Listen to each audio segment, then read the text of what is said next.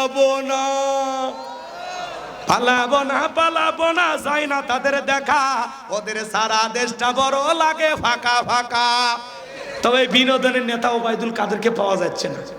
কি ডায়লগ, ওনার ডায়লগ এখনো ভাইরা, জ্বালা উন্নয়নে বিএনপির জ্বালা, কথা কয় না কেন? মাসুদ তুমি ভালো হয়ে যাও, স্মার্ট বাংলাদেশ, কত রং বেরঙের কথা বলে কৌতুকের নেতা ছিল। কোথায় গেল সংসদেতে মমতাজের গান, কোথায় গেল হযরত বলা স্বামী মুসমান। 70 রাকাত তাহাজ্জুদ পড়তো, 70 রাকাত তাহাজ্জুদ পড়তো, বিরাট বড় আল্লাহর ওলি নিজেকে দাবি করতো। হ্যাঁ, মাইক পেলে বলতো খেলা হবে, খেলা হবে। আজকে পুরো বাংলাদেশের মাঠ পড়ে আছে, কিন্তু ওই খেলোয়াড়েরা নাই। এত পাকা খেলোয়াড় পালিয়ে গেলেন কেন? কথা কন ঠিক কিনা? আসে খেলা হবে, কথা কন নাকি আপনারা? প্রধানমন্ত্রী দ্রব্য মূল্যের বাজারে আগুন, আর জনগণের সাথে রসিকতা করে বলতো গরুর গোশত খাওয়া লাগবে কেন, কাটল কিনে খান, কাঁঠাল কিনতে বলে। আর নিজের ফ্রিজের মধ্যে এত বড় খাসির রাত, ইলিশ, পাঙ্গাস, কথা কন, নিজে ভালো খায় আর জনগণকে বলে কাঁঠাল খাও। কথা কন, কথা কন। জিনিসের দাম কমাইতে পারে না, কিন্তু রসিকতা। কাঁচামরিচের দাম বেড়ে গেছে, যখন দাম কম থাকবে ভিজে সিদ্ধ করে ফ্রিজত রাখা লাগবে। ডিমের দাম বেড়ে গেলে আগে বলে ডিম সিদ্ধ করে থোয়া লাগবে। এলে এলে কথা রে ভাই, এলে নেতার কথা। আপনারা কেমনি হজম করছিলেন যে এই কথাগুলো যখন বলছে তখনই তো প্রতিবাদ করা লাগতো। ও হজম করেনি, উকলে ফেলে দিয়েছেন ব্যাটটা আছে, ওই করছে হুজুর আমি কিলিনি ফেলে দিচ্ছি, লিল্লাহি তাকবীর। এই জন্য আপনার বাড়ি বগুড়া সাহস আছে যে ওয়াজই তো হচ্ছে, এটা ওয়াজ না, এটা একটু ওয়াজ, বাস্তবতা। বাস্তবতা নাড়া না দিলে ভুলে যাবেন। আমরা আপনাদেরকে যতদিন দাওয়াত দিবেন, মাঝে মাঝে 2-4 মিনিট এলে কবো, এগুলো না বলে আপনারা যে ভুলে যাবেন। মানে ওরা যে কেমন ছিল সেটা না গল্প করলে আমাদের ভবিষ্যৎ প্রজন্ম ভুলে যাবি। ওরা যে এরকম বঙ্গবন্ধু পড়াইতে পড়াইতে একেবারে জাতির পিতা মানে হইলে দিছে, এরকম আমরা আপনাদেরকে এখন, এরা যে 16 বছর জুলুম করছে, এর কাব্য কবিতা ইতিহাস ছন্দ আপনাদের কাছে বলবো, যাতে বোঝে যে না বাংলাদেশে এরকম স্বৈরাচার শাসক একজন ছিল। এলে ওয়াজ শুনবেন মন চান, অনেকে কয় হুজুর হলে বুঝছি হুজুর পালাছে ভেগে গেছে, বলার দরকার নেই। ওরে বাবা, তোর ভালো লাগে না দাওয়াত দিস কে, একলাই ওয়াজ করবে। দেখি তো কয়জন এসে বসে, কথা কন নাকি আপনারা? বলা লাগবি, বলা লাগবি। এটা মনে করেন আমার ওয়াজের হিসেবের বাইরে বলছি, এ টাইম বাদ দিয়ে নতুন করে টাইম দেওয়া হবে, তাতে সমস্যা আছে? বগুড়া আমার শ্বশুর বাড়ি, আপনারা আমার কত কাছের লোক জানেন। তা আপনাদের কাছে যদি বুক ভরা সাহস নিয়ে কথা না বলি, কোন জায়গাতে বলবো? অন্য জায়গাতে মার দিতে পারে, কিন্তু শ্বশুর বাড়ির লোকজন কেউ মারবে না। জামাই মারলে আবার আমি ঘর যা ঠিক দেবো, ঘর যা আগুন লেগে দেবো, কথা কন ঠিক না? এজন্য মাঝে মন খারাপ করবেন না, সামনের দিকে যাই। তাহলে আগামীতে নেতা বানাবো বুঝিয়ে শুনে, সৎ মানুষ দেখে মনে থাকবে তো ইনশাল্লাহ। ফেরাউন দেখেন মরার আগে কি অভিনয় করে। এরা কিন্তু যারা নেতা হয় এরা কিন্তু কম অভিনয় জানে না, পাকিয়ে গেছে অভিনয় করতে করতে। ফেরাউন দেখেন কি অভিনয়টা করতেছে, আল্লাহকে বলতেছে কি জানেন? ক্বালা আমানতু আন্নাহু লা ইলাহা ইল্লাল্লাযী আমানাত বিহি বানু ইসরাঈলা ওয়া আনা মিনাল মুসলিমিন। আমি ঈমান আনলাম, তুমি ছাড়া কোনো মাবুদ নাই। বনি ইসরায়েল যে আল্লাহর প্রতি ঈমান আনছে, আমিও সে আল্লাহর প্রতি ঈমান আনলাম। ওয়া আনা মিনাল মুসলিমিন, আল্লাহ আমি মুসলমান হয়ে গেছি, আর চুবাইও না আর পানি খাওয়াইও না। কান্দে কান্দে। আচ্ছা ফিরাউন যদি ওই সময় মুসলমান হয়, আপনার আমার মুসলমান হয় দাম আছে? আল্লাহ কি আর ঈমান কবুল করছিল? না। আল্লাহ কি জবাব দিয়েছিলেন? আল্লাহ তখন স্পষ্ট জানিয়ে দিয়েছেন, আল-আনা ওয়াকাদ আসাইতা ক্বাবলু ওয়া কুনতা মিনাল মুফসিদিন। এখন ঈমান আনছো পানি খায়া, এখন এর আগে কি করেছিস? নাফরমানি করেছিস, বিশৃঙ্খলা সৃষ্টি করেছিস, ক্ষমতার দাপটে 40 বছর শিক্ষা ব্যবস্থা বন্ধ করে রেখেছিলিস, ঘরে ঘরে তোর তৈরি করা মূর্তি ঢুকায় দিয়েছিলিস, ফেরাউনের আকৃতির মূর্তি ঘরে ঘরে। ওই সময় আমাদের দেশেও ভাস্কর্য বানাইয়া 4,500 কোটি টাকা ম্যাডাম খরচ করছে। বাপের তৈরি করছিল ভাস্কর্য 4,500 কোটি টাকা। কি লাভ হয়েছে? 5 আগস্টে মানুষ ওই ভাস্কর্যের উপরে দাঁড়িয়ে পেশাব করছে। এতে আপনার বাবার সম্মান কমছে না বাড়ছে? যেই দেশের মানুষ খাইতে পারে না, ডাস্টবিনের খাবার কুড়ে খায়, শীতের বস্ত্র নাই, রেল স্টেশনে ঘুমায়, যেই দেশে নারী তার 500 টাকা দেহটা বিক্রি করে পেটের ভাত জোগাড় করে, সেই দেশে ভাস্কর্যের নামে বিলাসিতা করে 4,500 কোটি টাকা আপনি খরচ করেছেন। প্রত্যেকটা টাকার হিসাব আল্লাহর দরবারে দেওয়ার জন্য রেডি থাকেন। ওই টাকাতে যদি মসজিদ মাদ্রাসা বানাইতেন, ওই টাকাতে যদি গরিব ঝুঁকিকে খাইতে দিতেন, ওই টাকা দিয়ে যদি বেকার যুবকদের কর্মস্থলে ব্যবস্থা করে দিতেন, ওই টাকা দিয়া সমাজের মানুষকে স্বাবলম্বী বানানোর জন্য যদি কাজ করে যাইতেন, আপনার বাবার কবরে বিকাশ হয়ে সব পৌঁছে যেত। আর আপনি বানাচ্ছেন ভাস্কর্য। এটা মুসলমানের কালচার?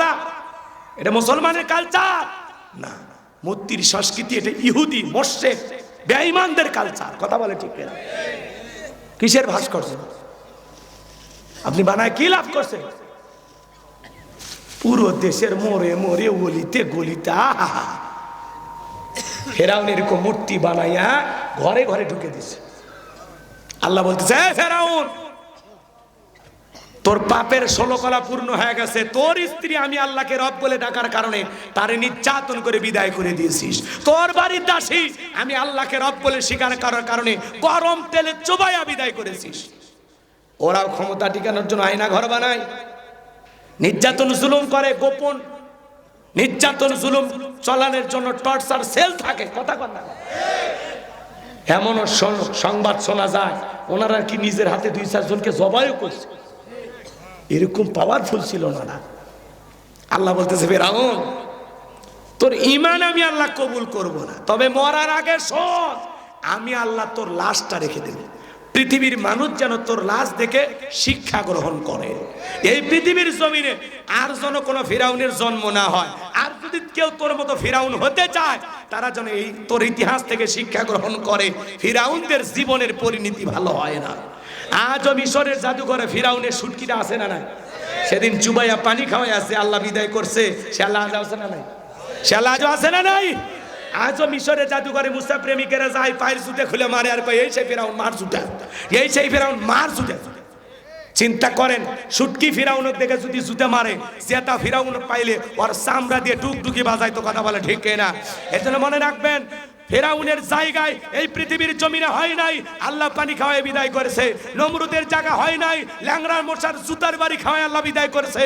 আবু জেলের জায়গা হয় নাই, হামান কারুনের জায়গা হয় নাই। আজ যারা পৃথিবীর জমিনে মুসলমানের রক্ত নিয়ে খেলা করতেছে, ওই জালেমদের পরিণতি নমরুদ ফিরাউনের চাইতে ভয়ঙ্কর হবে। কথা বলে ঠিক না? এই জন্য ভাইয়েরা আমার, আগামীতে দ্বীনের বিজয় আনার জন্য, চূড়ান্ত ইসলামী বিপ্লব আনার জন্য যদি কখনো ডাক আসে, বিবির কাছ থেকে বিদায় নিয়ে, সন্তানদের গালে মুখে চুমা খেয়ে বিদায় নিয়ে, মাথায় কাপড়ের কাপড় বেঁধে আল্লাহর জমিনে আল্লাহর দ্বীনকে প্রতিষ্ঠিত করার জন্য, কোরআনের সমাজ কায়েম করার জন্য কারা কারা বুকের তাজা রক্ত দিতে রাজি, হাত তুলে রাখা। আর কোনো কথা বাড়ানো যাবে না, ডাইরেক্ট জবান ছেড়ে সবাই একটু মহাব্বতে আমার সঙ্গে তেলাওয়াত করুন। আউযু বিল্লাহি মিনাশ শাইতানির রাজিম। বিসমিল্লাহির রহমানির রহিম। বিতাড়িত মুরদাদ শয়তানের কাছ থেকে আল্লাহ পাকের কাছে আশ্রয় প্রার্থনা চাচ্ছি। পরম করুণাময় সীম দয়ালু আল্লাহ তাআলা নামে শুরু করছি। আমরা যে কোনো কাজ শুরু করব কার নামে? তাহলে আমরা জীবনের যে কোনো কাজের শুরুতে স্মরণ করব কাকে? আচ্ছা বলেন তো, আল্লাহকে স্মরণ করলে বরকত আছে না নেই? আল্লাহকে স্মরণ করার মধ্যে মজা আছে না নেই? ছোট্ট একটা কথা বলেই আলোচনায় চলে যাব। দেখেন এই বিসমিল্লাহর দাম কত। আল্লাহর একজন বান্দি হেঁটে যাচ্ছে, অমুসলিম, মেয়েটা কালেমা পড়ে মুসলমান হয়নি, কিন্তু মুসলমানদের একটা ধর্মীয় ইসলামী জালসা তাফসীরুল কোরআন মাহফিল ওয়াজ মাহফিলে আল্লাহর একজন বুজুর্গ গোলাম দ্বীনের দায়ী তিনি আলোচনা করতেছেন। তো মেয়েটা চিন্তা করলো আমি একজন অমুসলিম, দেখি তো মুসলমানেরা কি বলে, একটু শুনে আস। এই সোনার নিয়তে মহিলা প্যান্ডেলে হিন্দু মেয়েটা বসে গেছে। কি মেয়ে বলে? হিন্দু মেয়ে। কথা শুনতে শুনতে আল্লাহর সেই বুজুর্গ গোলাম আলোচনা করতেছেন, কুল হুয়াল্লাহু আহাদ, হে নবী আপনি বলুন আল্লাহ এক, আল্লাহ অদ্বিতীয়। আল্লাহ কয়জন? আল্লাহ বিশাল। কিন্তু আল্লাহ তাআলা তার পরিচয় ছোট্ট একটা সূরার ভিতরে দিয়ে দিয়েছেন। সেই সূরার নাম ইখলাস। কি নাম বলেন তো? এই সূরাটা পড়লে আল্লাহর পরিচয় পাওয়া যাবে। কথা কয় না, কথা কয় না। এই সূরার ভিতরে যে কয়েকটা আয়াত আছে, এই আয়াতগুলোর ভিতরে আল্লাহ তাআলা তার পরিচয় দিয়ে দিয়েছে। আল্লাহকে চেনার কুষ্টি পাথর হলো সূরা ইখলাস। যেহেতু আমি ওই বিষয় নিয়ে তাফসীর করব না আজকে, আমার আলোচনার বিষয় ভিন্ন, এজন্য আমি ওইদিকে যাচ্ছি না, এদিকে মন দিয়ে শুনুন আমার ভাইয়েরা। আল্লাহর সেই বান্দি আলোচনা শুনতেছে, আল্লাহর সেই বুজুর্গ গোলাম আলোচনা করতেছেন। এক পর্যায়ে তিনি গিয়ে বললেন, ইন্নাদ দীনা ইনদাল্লাহিল ইসলাম, আল্লাহর কাছে শুধুমাত্র কেবলমাত্র একটি ধর্মই মনোনীত, সেই ধর্মের নাম ইসলাম। জোরে বলেন কি নাম? আল্লাহর কাছে একটি ধর্মই মনোনীত, সেই ধর্মের নাম কি? নিঃসন্দেহে আমি আল্লাহর কাছে শুধুমাত্র কেবলমাত্র একটি ধর্মই মনোনীত, তার নাম ইসলাম। ইসলাম আছে যেখানে শান্তি আছে, ইসলাম আছে যেখানে সমাধান আছে। আমার ভাইয়েরা গভীর মনোযোগ দিয়ে শুনবেন। এইবার মেয়েটা বুঝতে পারলো সৃষ্টিকর্তার নাম আল্লাহ, শ্রেষ্ঠ ধর্মের নাম ইসলাম। মেয়েটা তখন চিন্তা করলো আমি আর অমুসলিম থাকবো না, আমি কালেমা পড়ে মুসলমান হয়ে যাব। মেয়েটা তখন কোরআনের আকর্ষণে কোরআনের কথাগুলো শুনে কালেমা পড়ে মুসলমান হয়ে গেল। আল্লাহ সেই বুজুর্গ গোলাম বিসমিল্লাহ নিয়ে চমৎকার আলোচনা করেছেন। কথা বুঝবেন। এই মেয়েটা বাড়িতে যাওয়ার পরে উঠতে বসতে বিসমিল্লাহ পরে কালেমার জিকির করে। হঠাৎ করে তার মা বুঝতে পেরে জিজ্ঞাসা করেছে, মেয়েরে তুমি যেন ফিসফিস করে কি পড়লা? মেয়েটা ডেকে বলে, মা আমি গত কয়েকদিন আগে মুসলমানদের একটি প্রোগ্রামে গিয়ে কালেমা পড়ে মুসলমান হয়েছি। এই কথা শোনার পরে মহিলা ডেকে বলে, সর্বনাশ করেছিস, এখনো সময় আছে, ইসলাম ধর্ম ত্যাগ করে আবারও বাপদাদা ধর্মে ফিরে আসো। মেয়েটা ডেকে বলে, মা ইসলাম মানতে গেছে মজা আমি পাইতেছি, আমার পক্ষে ইসলাম ধর্ম ছাড়া সম্ভব নয়। সুবহানাল্লাহ। রাতের বেলায় মেয়েটার বাবা চলে আসতে স্ত্রী চার স্বামীর কাছে ডেকে বলে, শোনো আমাদের একমাত্র মেয়েটা কালেমা পড়ে মুসলমান হয়েছে, তাই নাকি? বলে হ্যাঁ। ঠিক আছে, মেয়েকে ডাক দাও। মেয়েকে ডাক দেওয়ার পরে জিজ্ঞাসা করে, মা এসব কি শুনছি, তুমি নাকি মুসলমান হয়েছ? মেয়েটা ডেকে বলে, বাবা যা শুনেছেন সত্য, আমি কালেমা পড়ে মুসলমান হয়েছি। এই কথা শোনার পরে ডেকে বলে, মেয়েরা তুমি আমাদের আশা স্বপ্ন ভরসা, তোমার কারণে সম্পদ টাকা পয়সা সব কিছু করেছি, তোমার কারণে যদি আজকে ইসলাম ধর্ম গ্রহণ করেছো এটা যদি প্রকাশ হয়ে যায় লজ্জায় মুখটা দেখাইতে পারবো না, এখনো সময় আছে, ইসলাম ধর্ম ত্যাগ করো। মেয়েটা ডেকে বলে, বাবা যত কথাই বলো, ইসলাম মানতে গিয়ে যে আমি মজা পেয়েছি, আমার পক্ষে ইসলাম ধর্ম ছাড়া সম্ভব নয়। চিৎকার মেরে বলুন সুবহানাল্লাহ। বাবা রাগান্বিত হয়ে মেয়েটার গালে একটা থাপ্পড় বসা দিল। মেয়েটা কান্না করলেন। পরের দিন সকালবেলা এই ব্যক্তি বাদশার দরবারে চলে গেছে। ওই দেশের বাদশা তার সিলমোহর মারা আংটিটা এই ব্যক্তির হাতে দিয়েছে। ওই দেশের নিয়ম হলো বাদশার সিলমোহর মারা আংটি যার হাতে থাকবে, কোনো কারণে যদি বাদশার এই আংটিটা হেফাজত করতে সে হারিয়ে ফেলে দেয়, যদি কোনো কারণে তার কাছ থেকে আংটিটা হারিয়ে যায়, বাদশার নিয়ম অনুযায়ী বাদশা তাকে ফাঁসি দিয়ে মারবে। এই লোকের হাতে যখন আংটি দেওয়া হলো, লোকটা ডেকে বলে, বাদশাহ আমি এমনি নানান টেনশনে আছি, আপনার আংটির হেফাজত করতে পারবো না, আপনি আংটিটা নিতে পারেন।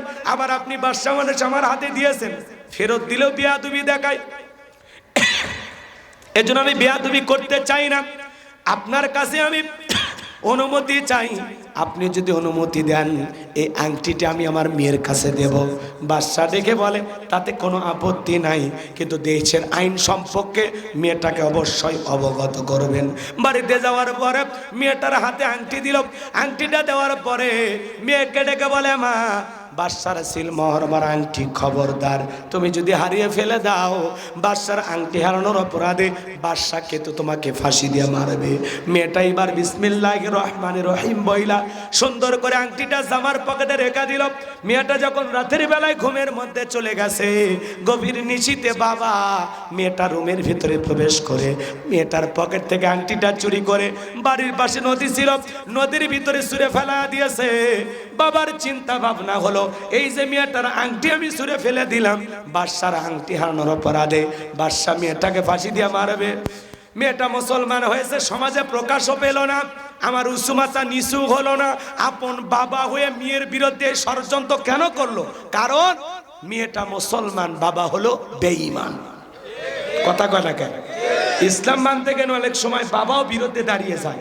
ইব্রাহিম আলাইহিস সালামের বাবা দাঁড়ায় নাই? কথা কয় না? দাঁড়ায় নাই? ইসলাম মানতে গেলে ভাইয়েরাও বিরোধিতা করে, যেমন ইউসুফ আলাইহিস সালামের ভাইয়েরা। কথা বলে ডিকেরা। তো মেয়েটার বাবা এই গভীর ষড়যন্ত্র করলো মেয়েটাকে বিপদে ফেলার জন্য। আমি কি পুরো ঘটনাটা বলবো? আপনারা শুনবেন? কারা কারা একটু হাত তোলেন তো দেখি। লিল্লাহে তাকবীর। এইবার জেলেরা নদীতে মাছ পাইছে, বড় মাছ পাইলে ধনীর বাড়ি জানা গরিবের। ওই এলাকার উনি ছিল ধনী, একটা মাছ নিয়ে যা জেলেরা ওনার কাছে বিক্রি করছে। ওই ব্যক্তি ওই মাছটা নিয়ে যা তার মেয়েটাকে বলে মা এই মাছটা তুমি রান্না করো। মেয়েটা বিসমিল্লাহ বলে মাছটা ধরেছে। বিসমিল্লাহর ফজিলতের কথা বলতে চাই, কথাটা বলছে শোনেন না। মেয়েটা বিসমিল্লাহির রহমানির রহিম বইলা বটিতে নিয়ে মাছটা কাটা শুরু করছে। এখনকার মা বোনেরা কিন্তু বিসমিল্লাহ কয় না, ওরা টেলিভিশনে রিমোট চালু করে স্টার জলসা জি বাংলা দেখে আর তরকারি কটে। ওই জন্য রান্নার স্বাদ নাই, লবণ দিবের মনে থাকে না, হলুদ দিবের মনে থাকে না। যখন ঝাড়ি মারে নে হলুদ কুমার দেশলি, হ আমার দোষ, এমন দোকানের হলুদ নিয়ে আসো রঙই হয় না, এক চামচ দিচ্ছি। কিন্তু ওই টেলিভিশন দেখার ধান্দা কিন্তু মনে নেই চাচা। কথা কন, কথা কন। ওই টেলিভিশন দেখতে দেখতে রান্নার স্বাদ খায় ফেলে দিছে। আগেকার মা বোনেরা আলু তরকারি করছে বিসমিল্লাহ কয়া, চুলে আগুন লাগাছে বিসমিল্লাহ কয়া। কথা কয় না গো? এখনকার মা বোনেরা দোয়া দূর পরে খালি সুইচ মারা শিখছে। চাল একটু খালি ধুইয়া কোনো মতে দিয়ে খালি সুইচ মারলে রান্না হয়। ওটার নাম কি? Rice cooker. আর গোস্ত সিদ্ধ করে ওটার নাম কি? Pressure cooker. আর কি করে বোক সিদ্ধ করা যায় এরকম কিছু নামই নেই। কি সুখ, কাপড় ধোয়া লাগে না, ওর নাম কি মেশিন। হ্যাঁ হ্যাঁ, কি জামানা আসছে, কি সুখ, কি সুখ। তাও স্বামীর বদনামের অভাব নাই। কথা কম। এবার শোনেন শোনেন, মেয়েটা আপনাদের এলাকা তো ডিশের লাইন নাই, আসেনি আসেনি না, এদিকে আল্লাহওয়ালারা থাকে, ওই তার পৌঁছেনি। কথা দেখেন, ডিশের লাইন দেখা সবের কাজ না গুনাহে, রিমোটের উপর নির্ভর করে। কথা কোন ঠিক কিনা? আমি আর ওইদিকে যাবো না মেলা।